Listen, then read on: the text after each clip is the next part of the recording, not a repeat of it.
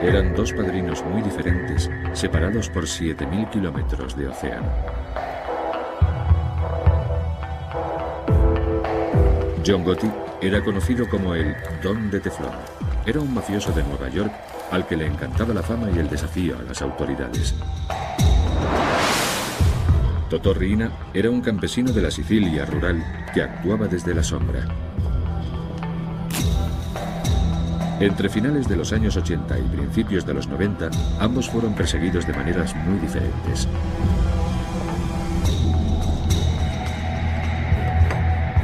En los Estados Unidos, las autoridades fueron implacables en su lucha por atrapar a Gotti.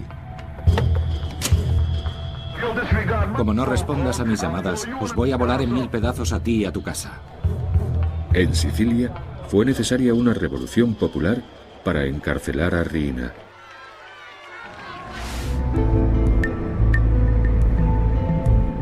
Desde sus comienzos, John Gotti fue un matón muy violento y temerario.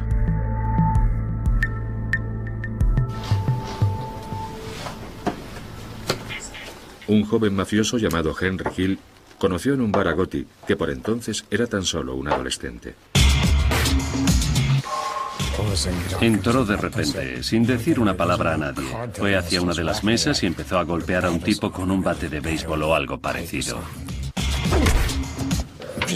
Le golpeó tan violentamente que casi le mata. Puede que le matara, porque después lo metieron en el maletero de un coche y se fueron. Quizás le mató. Gotti había roto una regla no escrita de la mafia. La violencia solo se podía utilizar cuando no había testigos alrededor. Entonces me miró y vino hacia mí. Y me pidió disculpas por el espectáculo. Había sangre por todas partes. Esa fue la primera vez que le vi. Llevaba una chaqueta de cuero. Una chaqueta típica de gángster.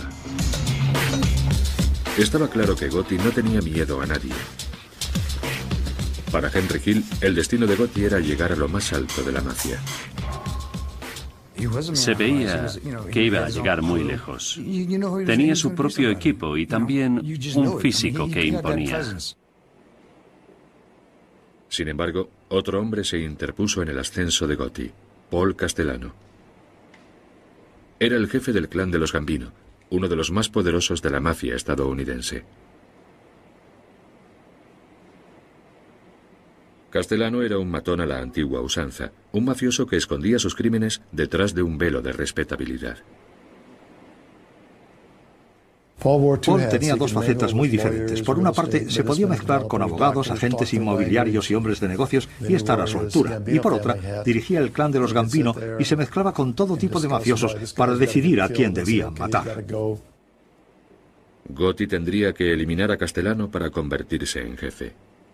Sin embargo, Gotti no era el único que quería acabar con él.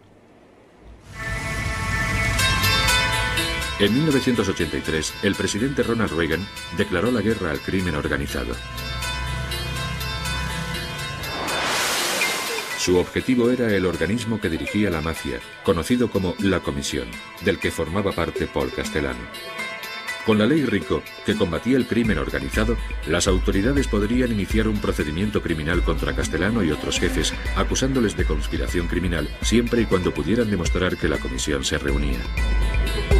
La comisión era tan secreta que la única prueba que el FBI tenía de ella era una reunión de 1957.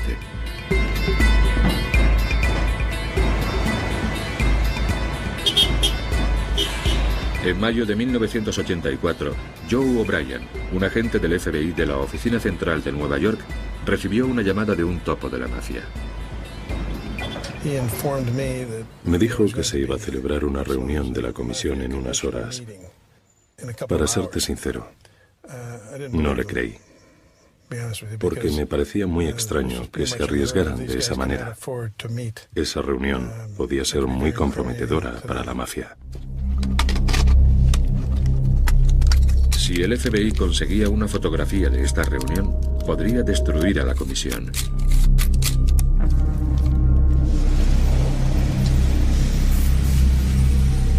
O'Brien y su compañero Andy Kirins mantuvieron vigilado el edificio. una casa pequeña de la avenida Cameron, en Staten Island, propiedad de un familiar de un destacado don de la mafia. Los agentes se escondieron en la parte de atrás de una furgoneta camuflada a unos cuantos metros de la casa. La furgoneta estaba aparcada justo ahí donde está ese coche blanco, enfrente del número 54. Teníamos un ángulo muy bueno porque no había ningún coche delante y podíamos ver perfectamente todo lo que ocurría en el número 34 de Cameron. Estuvimos esperando 3 horas aproximadamente y a eso de las 4:30 comenzaron a salir todos los mafiosos uno por uno. Allí estaban los jefes de las familias más importantes, los Gambino, los Lucchese, los Colombo y los Genovese.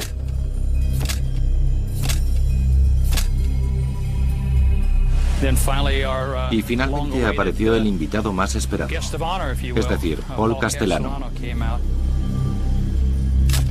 Castellano era el jefe de todos los jefes. Salió de la casa pavoneándose. Fue todo un espectáculo ver cómo actúa la mafia y cuál es su protocolo. Fue muy emocionante. No sé cómo Andy consiguió mantener inmóvil la cámara. Utilizó mi hombro como trípode y yo intenté respirar lo menos posible. Castellano salió con mucha tranquilidad. Dio un par de caladas al puro. Se metió en su coche y se fue. Las fotografías fueron explosivas. El FBI sabía que esas pruebas visuales serían muy valiosas frente a un jurado.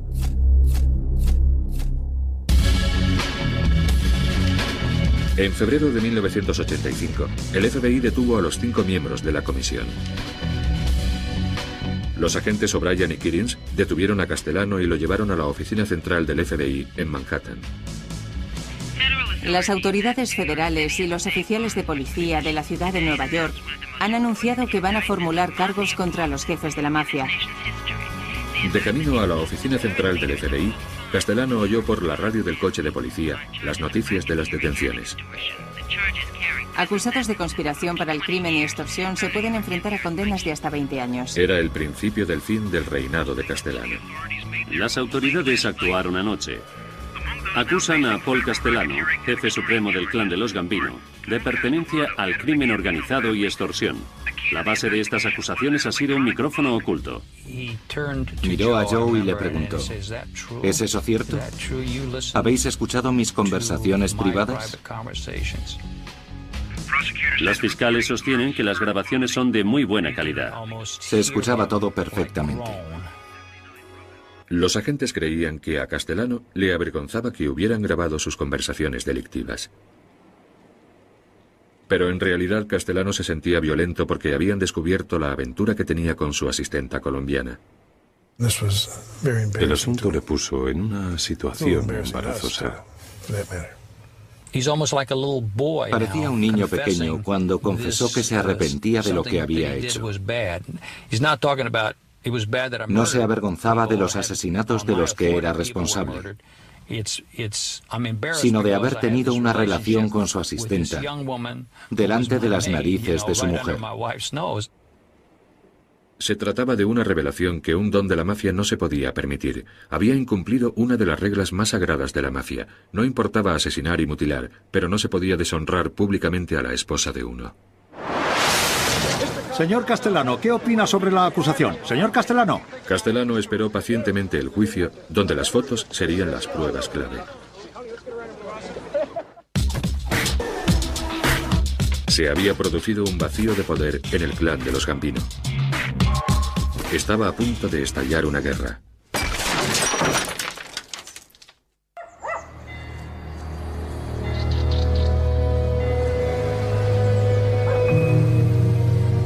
Si la mafia de Nueva York quería saber cómo era una guerra mafiosa, solo tenía que mirar a Sicilia.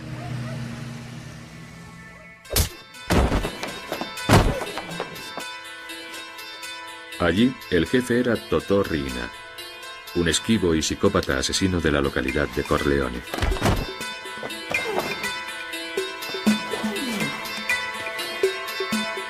Corleone, situado en las altas montañas de Sicilia, era el bastión de la mafia.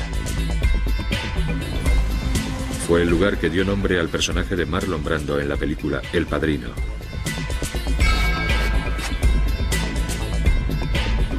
Riina era conocido como la Bestia por su crueldad.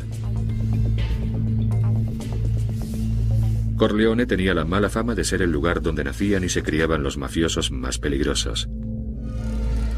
Así lo recuerda un concejal de la localidad. En una ocasión, un mafioso me dijo mirándome a los ojos: para ser un hombre de verdad hay que pasar unos cuantos años en la cárcel.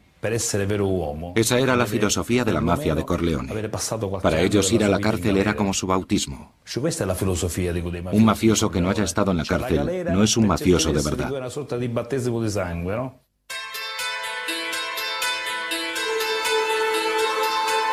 El clan mafioso de Riina se había hecho con el control de la mafia en una guerra despiadada. En Palermo, a principios de los años 80, las calles rebosaban de sangre de las víctimas de Riina. Hubo una época en la que se encontraba un cadáver cada 3 días.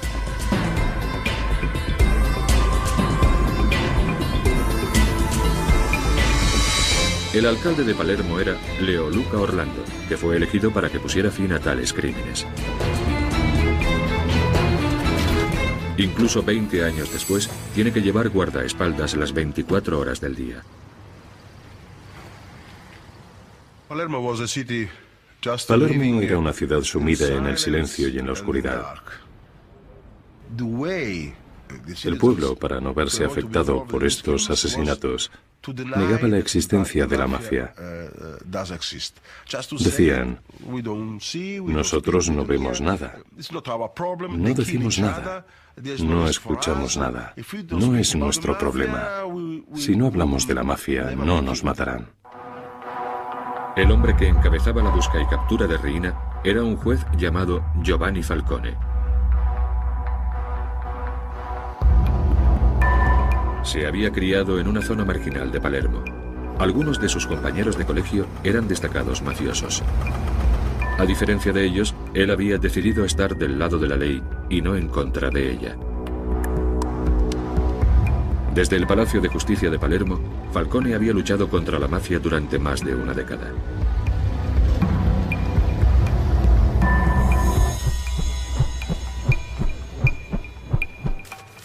En 1987, disfrutó de un gran momento.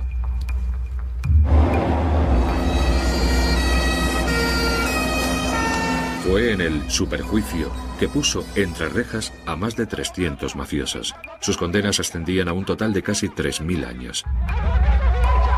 Fue el golpe más apabullante que había sufrido la mafia siciliana.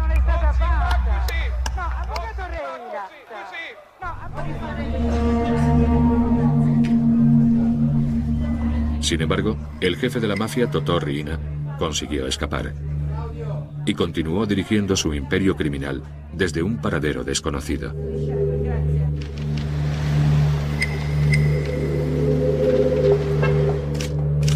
Falcone se enfrentó a otro peligro más cerca de su hogar. Era un hombre con pocos amigos en el Palacio de Justicia. El pueblo de Palermo se mantuvo al margen en espera de ver quién sería el ganador de la batalla: Falcone o la mafia. Tal aislamiento era peligroso. Otras autoridades que lucharon contra la mafia habían sido víctimas de Riina.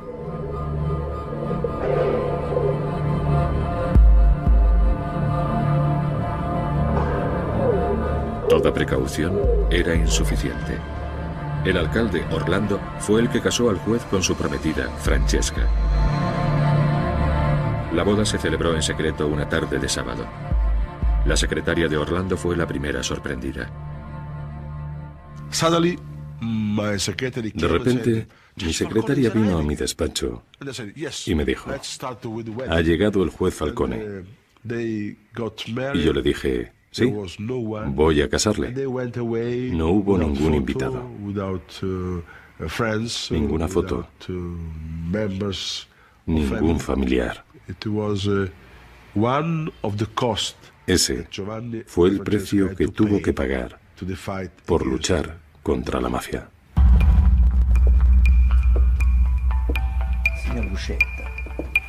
Algunos años antes, un desertor de la mafia, Tommaso Buscetta, advirtió a Falcone que Riina no pararía hasta asesinarle.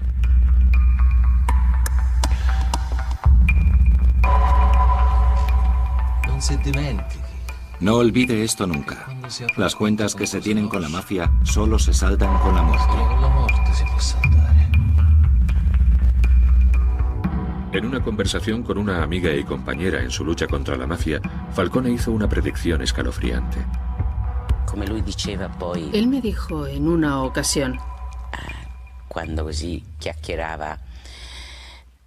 por supuesto sin público, mi vida está sellada. Me van a matar. Es mi destino. Lo único que no sé es cuándo. Con Riina en libertad, a Falcone se le agotaba el tiempo. En Nueva York, el padrino estadounidense Paul Castellano también se estaba quedando sin tiempo. Castellano esperó pacientemente su juicio acusado de conspiración para el crimen. Rara vez salió de su casa, de su lujosa mansión de Staten Island.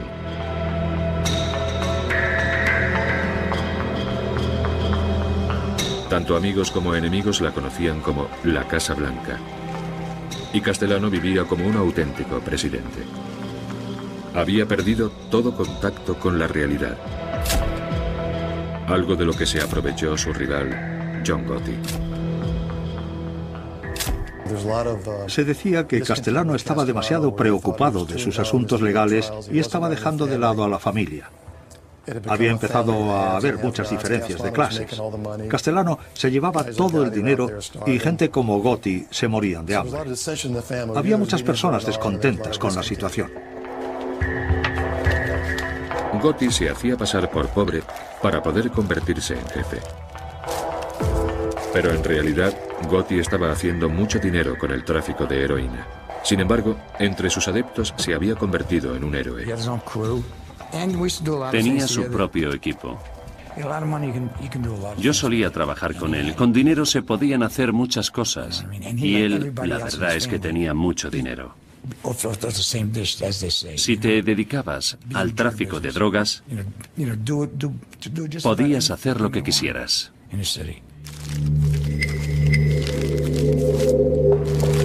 Las autoridades estaban muy cerca de echar el guante al equipo de Gotti por el tráfico de drogas. Eso enfureció a Castellano.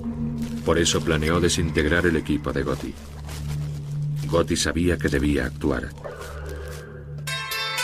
Se iba a producir un enfrentamiento.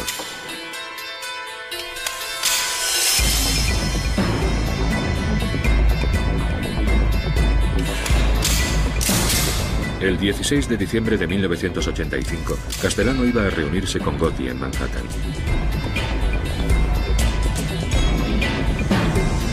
Iban a encontrarse en Sparks, el restaurante favorito de Castellano en Manhattan.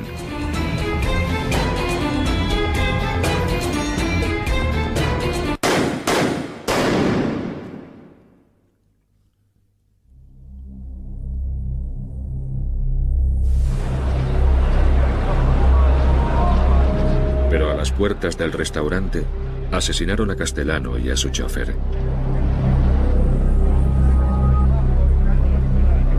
Este temerario asesinato sobrecogió a los neoyorquinos y convirtió al nuevo jefe del clan de los Gambino en una celebridad de la noche a la mañana. En ese momento estaban juzgando a Gotti por conspiración para el crimen. Antes del asesinato, solo unos pocos conocían el nombre de Gotti.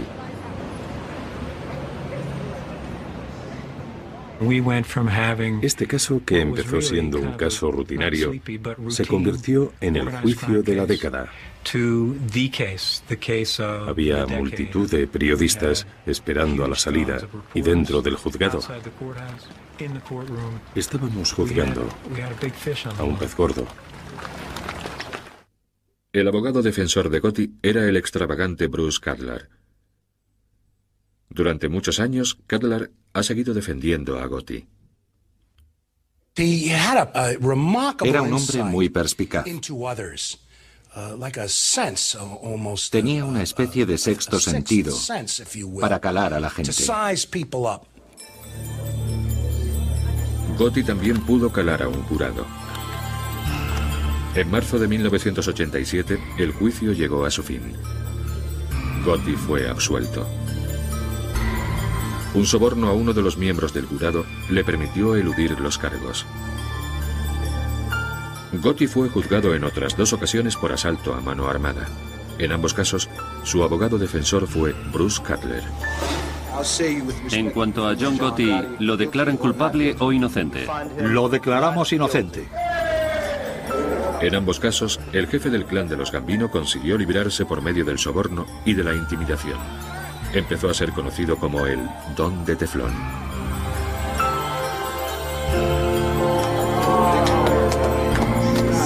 Gotti era muy diferente a otros padrinos.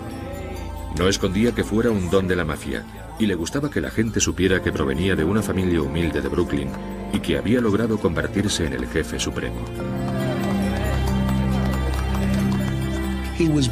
Nació en una familia muy pobre y se crió en las calles. Empezó repartiendo la revista Time a los 12 años y a los 40 se enfrentó al sistema.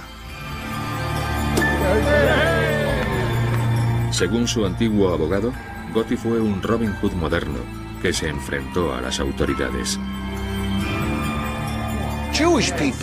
Entre sus adeptos había judíos, irlandeses, trabajadores, sindicalistas, obreros, policías. Sí, algunos de nuestros adeptos eran policías, porque luchábamos contra los matones del gobierno, el FBI, Hacienda, Inmigración, la CIA. Es decir, contra todos los matones de un gobierno sin rostro que podían destrozar la vida de cualquiera. Pero la escabrosa realidad del reino de Gotti era muy diferente. El FBI explotó el gusto por la fama de Gotti. Y eso fue lo que le arruinó.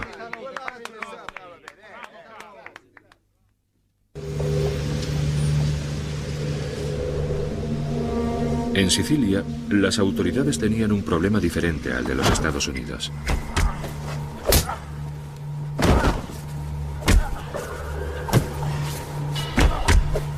El capo estadounidense John Gotti adoraba la fama. Sin embargo, el siciliano Totò Riina siempre estuvo en la sombra.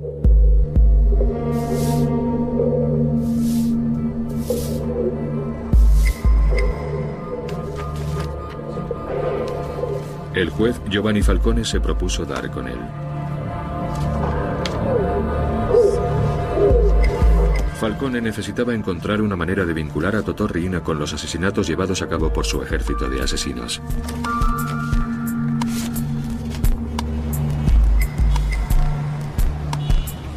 La respuesta la encontraría en los Estados Unidos. Richard Martin era un destacado oficial del Departamento de Justicia estadounidense. Él y Falcone habían trabajado juntos durante años. Su mayor éxito fue acabar con el contrabando de heroína entre Sicilia y los Estados Unidos en una operación conjunta conocida como Pizza Connection. A Falcone le gustaba viajar a los Estados Unidos. En Sicilia vivía como un preso. Lo único que hacía era ir de su coche blindado a su oficina. Pero cuando venía a Nueva York, podía ir de compras, podía ir a restaurantes, podía venir a nuestras oficinas, a nuestras casas, conocer a nuestras familias. Para él, Nueva York suponía la libertad. Los viajes de Falcone a Nueva York no eran solo por placer. Le impresionaban las duras leyes antimafia de los Estados Unidos, que permitían al gobierno atrapar a capos como Paul Castellano o hacer redadas a la comisión. Creo que venir aquí le hacía ver las cosas de otra manera. Además de divertirle, le daba ideas para luchar contra la mafia en Italia. En 1991, un nuevo ministro de Justicia llegó a Roma y se propuso acabar con la mafia de una vez por todas. Ofreció a Falcone un puesto en el ministerio para dirigir la campaña antimafia que inició en toda Italia.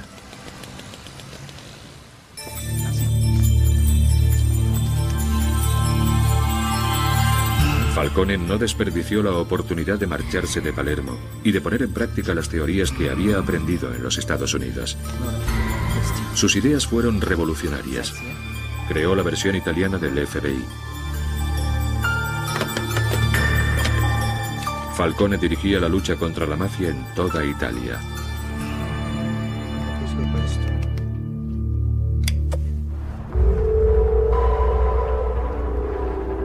Riina, la bestia de Corleone, se sentía amenazado. Algunos años antes había fracasado en su intento de asesinar al Falcone en su casa de la playa, pero lo iba a intentar de nuevo.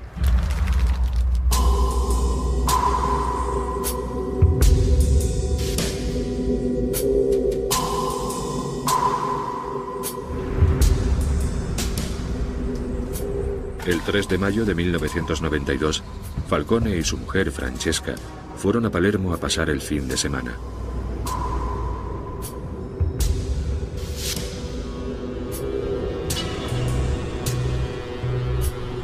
A unos cuantos kilómetros del aeropuerto, los hombres de Riina habían colocado una bomba con media tonelada de explosivos bajo la carretera que iba del aeropuerto a la ciudad.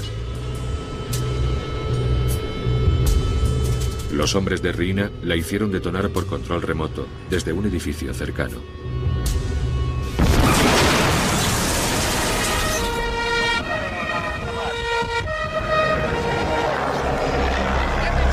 Una enorme explosión destrozó la carretera.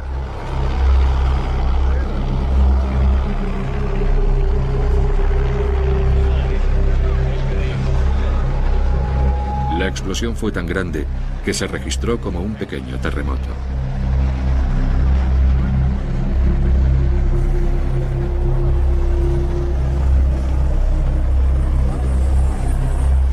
La hermana de Giovanni, María Falcone, se encontraba en su casa cuando supo de la explosión. Sono scappata appena mio marito mi ha detto di che si trattava. Cuando mi marido me contó lo que había ocurrido, llamé a la policía. Ellos me dijeron que habían llevado a Giovanni al hospital. Cuando llegué allí, el hermano de Francesca me dijo que Giovanni había muerto.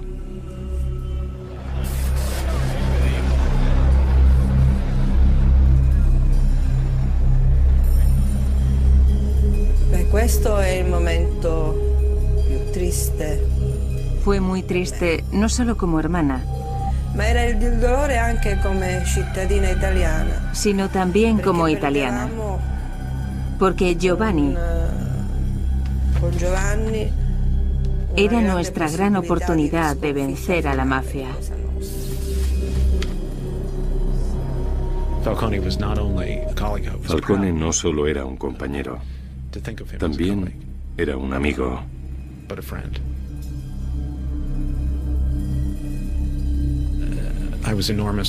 Fue muy triste perderle, porque sentí que parte de lo que habíamos conseguido se perdió con él.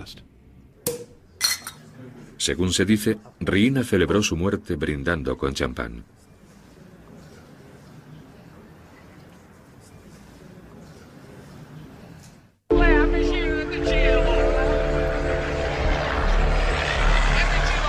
Junto con Falcone y su esposa Francesca, también murieron 3 de sus guardaespaldas.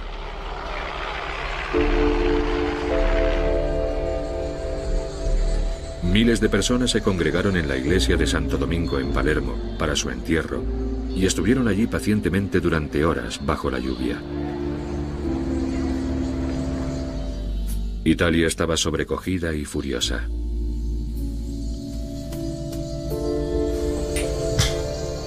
Pero eso no disuadió a Totorri y Ina. Cualquiera que se interpusiera en su camino correría la misma suerte.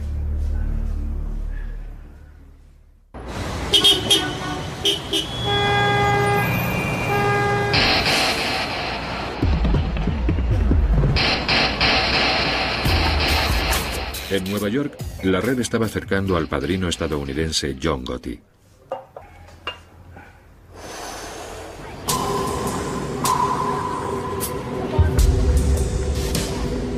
Esta tienda de ropa del barrio italiano de Manhattan fue el club social Rave Night, el centro neurálgico de operaciones del clan de los Gambino.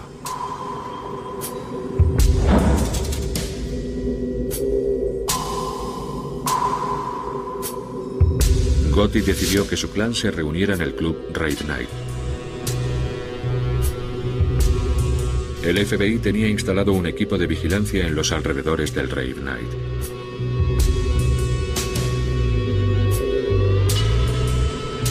Gotti se presentó allí como un auténtico padrino de la mafia. No hizo ningún intento por ocultar que se trataba de una reunión de su banda criminal. John quería reunirse allí con todo su clan para hablar de negocios, para que le hicieran la pelota y para que le dieran el dinero que tuvieran. Así que durante esa semana tuvimos a los 20 capos de la familia y de 80 a 90 soldados juntos. Estaban todos allí a plena luz del día. Para nosotros fue fantástico poder identificar a todo el clan de los Gambino en una sola semana y en un único lugar. Sin embargo, las fotografías no fueron suficientes. Para condenarlos, el FBI necesitaba oír a Gotti hablar de sus crímenes. Tenían que colocar micrófonos ocultos en el Rave Night. Pero la calidad de las grabaciones anteriores no había sido lo suficientemente buena. Entonces se les presentó una gran oportunidad. Un informador les dijo que Gotti siempre llevaba a cabo las reuniones más importantes en el apartamento de arriba, que era propiedad de una viuda de un miembro del clan de los Gambino.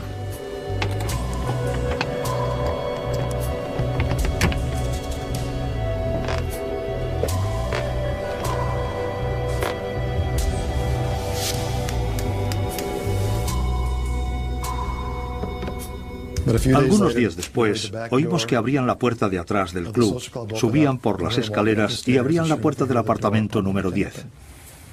Se sentaron y empezaron a hablar. Estaba claro que no sospechaban que hubiera micrófonos, porque, de hecho, tenían una radio encendida y la apagaron porque hacía demasiado ruido. Todos hablaron alto porque, como supimos después, John estaba sordo de un oído. Así que la calidad de las grabaciones era muy buena. Dile a esa basura que yo, John Gotti, voy a despedazar a tu madre. Le voy a cortar la cabeza, imbécil. Las grabaciones secretas revelaron la verdadera identidad del padrino de la mafia. Una muy diferente a la que Gotti se había creado. Mira, ayer llamé a tu casa 5 veces. Como no contestes a mis llamadas, os voy a volar en 1000 pedazos a ti y a tu casa. Cuando John se enfada, habla muy alto y muy claro, y se olvida de que no se debe hablar de esa manera acerca de asesinatos pasados. Gotti fue detenido. En enero de 1992 fue a juicio acusado de asesinato y conspiración para el crimen. Se trataba de su cuarto juicio en 6 años. Pero de nuevo, John Gotti dejó boquiabiertos a los neoyorquinos. Muchos famosos se dejaron caer por allí. Aquello parecía un circo. Mickey Rourke vino un día. Anthony Quinn otro. También el boxeador Ronaldo Snipes, que fulminaba con sus miradas al jurado. Le echaron en media hora, claro. Mira, ayer llamé a tu casa 5 veces. Como no contestes a mis llamadas, os voy a volar en 1000 pedazos a ti y a tu casa.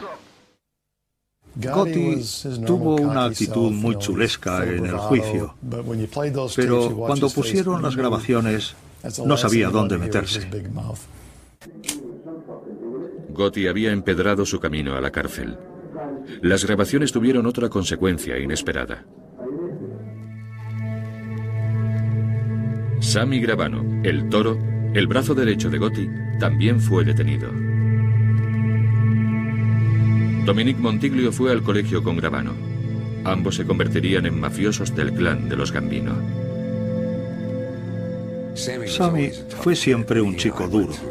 Fuimos compañeros desde la guardería. Mató a su cuñado Louis, que había sido amigo suyo desde la infancia. Louis Milito. Habían crecido juntos. Habían robado juntos y aún así tuvo el valor de asesinar a Louis. No te podías fiar de él. Gotti había decepcionado a Gravano. Para este, un padrino de verdad no debía buscar la publicidad. Debía actuar en la sombra como lo había hecho Paul Castellano. Pero Gotti no respetaba a nadie, ni siquiera a su brazo derecho, algo que explotó el FBI. En las sesiones preliminares del juicio, el agente Bruce Moe puso las cintas a Gotti y a Gravano. En ellas, Gotti era extremadamente crítico con su brazo derecho. Sammy ha hecho involucrarse a mi hermano Pete en el asunto de las ventanas. Él nunca ha hecho un duro. Va a ir a la cárcel. Gravano y Gotti estaban sentados el uno al lado del otro, escuchando la grabación. Sammy se puso rojo. Estaba a punto de estallar. Y John Gotti, por primera vez, se mostró avergonzado. Se puso blanco, no sabía dónde meterse. Le avergonzaba haber hablado así de su consigliere, de su brazo derecho. Gravano cavó la tumba de Gotti. Un día Bruce me llamó y me dijo, ¿estás sentado? Y yo respondí, sí, estoy sentado. Entonces me dijo, Sammy quiere colaborar.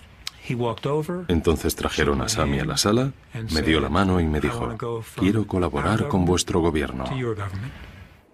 Nunca antes una figura tan destacada había traicionado a la mafia estadounidense.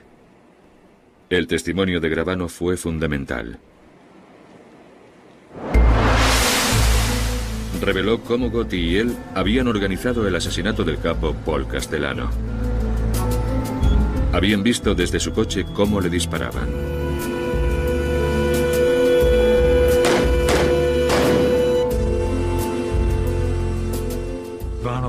Gravano fue un testigo excepcional. John Gotti sabía que le iban a condenar y estaba muy preocupado. Tenía muy mal genio con todo el mundo y yo disfruté viéndolo. En abril de 1945, Gotti fue declarado culpable de 13 cargos.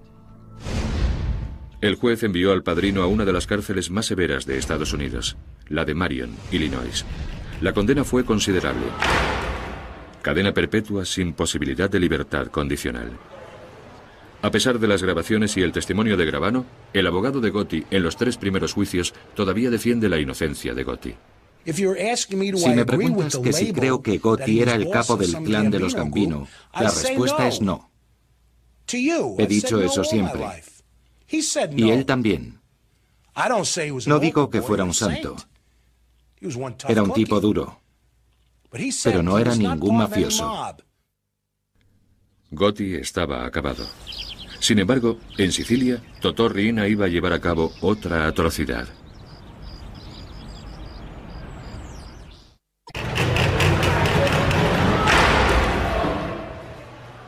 En los Estados Unidos, el jefe de la mafia, John Gotti, se enfrentaba a una cadena perpetua. Pero en Sicilia, el gobierno italiano parecía no poder hacer nada. El padrino de la mafia, Totò Riina, asesinaba a su antojo. El juez Falcone había sido asesinado. Palermo esperaba con angustia el próximo movimiento de Riina.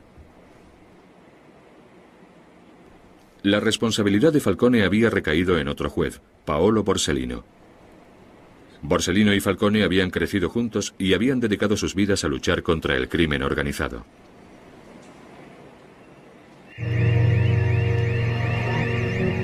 El 19 de julio de 1992, 2 meses después del asesinato de Falcone, Borsellino visitó a su anciana madre como hacía todos los domingos.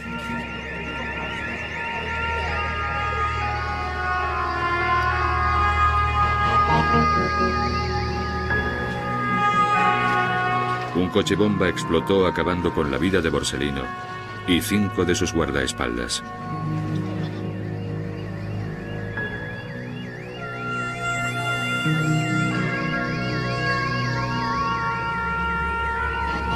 Esta atrocidad fue la gota que colmó el vaso. Se inició una revolución en contra de la mafia, encabezada por toda la ciudad de Palermo. La reacción de los habitantes de Palermo tras el asesinato de Borsellino fue espectacular. Mujeres y niños salieron a la calle a gritar: «Basta, ya es suficiente». Ya era suficiente. Miles de personas salieron a las calles de Palermo, algo que no había sucedido nunca en la historia de la ciudad. La gente sabía que el siguiente objetivo de la mafia sería el alcalde Leoluca Orlando, ya que había sido elegido para acabar con el crimen organizado de Palermo. Cuando apareció en público, las mujeres y los niños hicieron un cordón para protegerle, desafiando así a la mafia. Si querían matar al alcalde, tendrían que matarles a ellos primero. Enviaron un mensaje muy claro. El mensaje era que yo no estaba solo. El mensaje era que la mafia podía matar a 10 hombres, pero no podría matar a miles de mujeres y niños.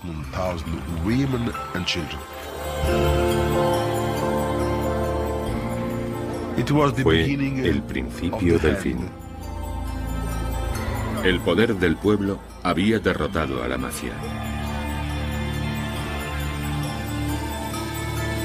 El gobierno envió a Sicilia miles de soldados para acabar con la mafia.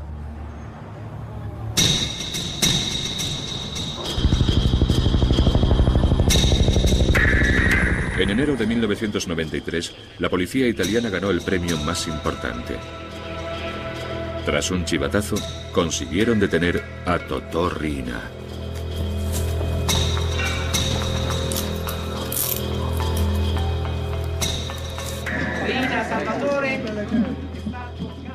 Salvatore Riina ha sido capturado en Palermo por los carabinieri. Totò Riina es nuestro. Sorprendentemente, Riina había estado viviendo en el centro de Palermo y había pasado desapercibido durante 20 años.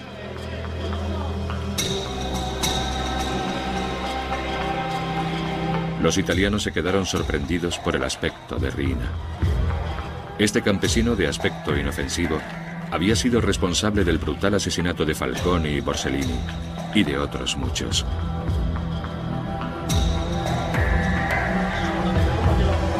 En su juicio, Riina se describió a sí mismo como un pobre hombre que no sabía nada de la mafia. Penniti tendrá que demostrar lo que dice, señor presidente. Su endeble defensa fue desestimada.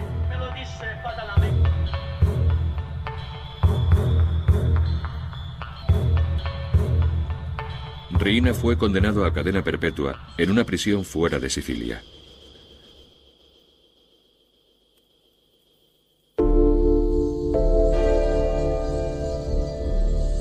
A ambos lados del Atlántico, la época de los padrinos parecía haber terminado. John Gotti murió de cáncer en la cárcel en el año 2002, 10 años después del comienzo de su condena. La era de Gotti había acabado.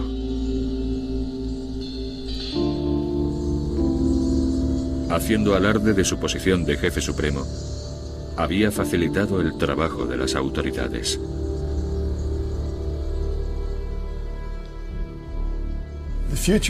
El futuro de la mafia es muy desalentador.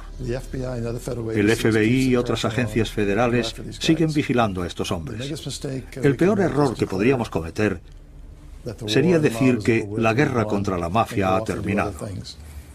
Esta gente tiene una gran capacidad de recuperación. En 5 años podrían reagruparse y organizarse de nuevo, aunque nunca podrían ser tan efectivos como hace 30 años. En los Estados Unidos, la mafia se está poniendo al día. Ahora se dedica a las estafas electrónicas, a las líneas telefónicas eróticas, etc. Pero no tienen el poder que tenían antes. El FBI no ha permitido que los rusos, los chinos u otros criminales controlen sus barrios como hicieron los italianos en su momento.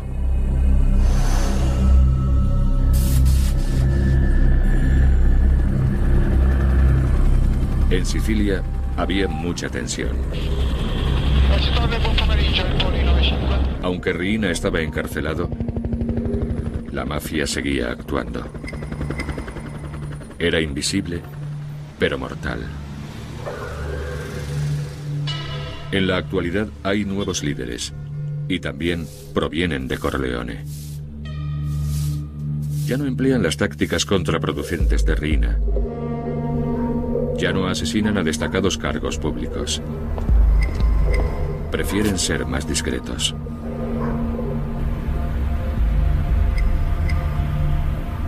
Forse vivemmo tutti quanti una vera grande illusione. Fuimos muy ilusos, o quizá nos engañamos a nosotros mismos, creyendo que podríamos acabar con la mafia moviendo piezas, como si de un ajedrez se tratara. En los Estados Unidos, la mafia se ha batido en retirada. Pero en Sicilia, se está adaptando a los nuevos tiempos para que su poder siga siendo tan inquebrantable como siempre.